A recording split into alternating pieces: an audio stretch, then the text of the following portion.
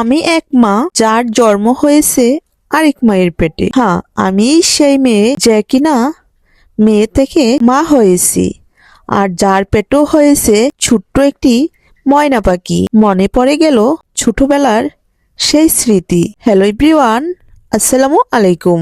চলে আসলাম আরেকটা ছোট্ট ভিডিও নিয়ে। আশা করি আমার ভিডিওটা আপনাদের সবার কাছে অনেক ভালো লাগবে। দেখতে দেখতে চলে আসলো পহেলা বৈশাখ।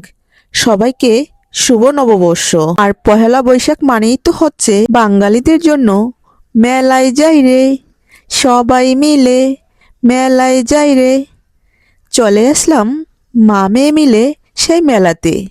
আর মনে পড়ে গেল সে ছোটবেলার অনেক স্মৃতি।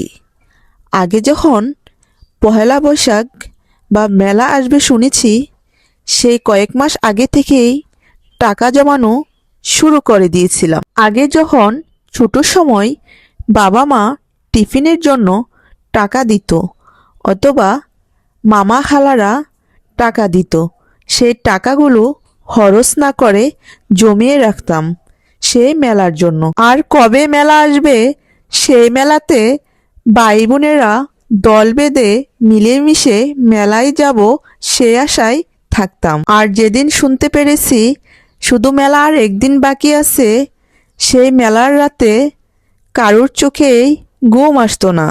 শুধু অপেক্ষায় থাকতাম কখন সকাল হবে, কখন মেলায় যাব। যেইনি সকাল হয়েছে সেই সকাল থেকেই মা বাবাকে জ্বালানো শুরু করে দিতাম।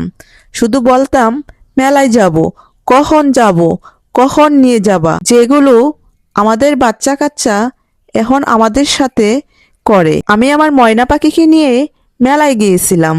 মেলা থেকে তার পছন্দের মাটির হাঁড়ি পাতিল কিনে দিয়েছি, আর এনেছি দুইটা হাত পাখা, আর হচ্ছে সেই কদমা, যেই কদমা দেখে ছোটবেলার কথা মনে পড়ে গেল। আর আমার এই ছোট্ট ভিডিওটা এখানেই শেষ করে দিব।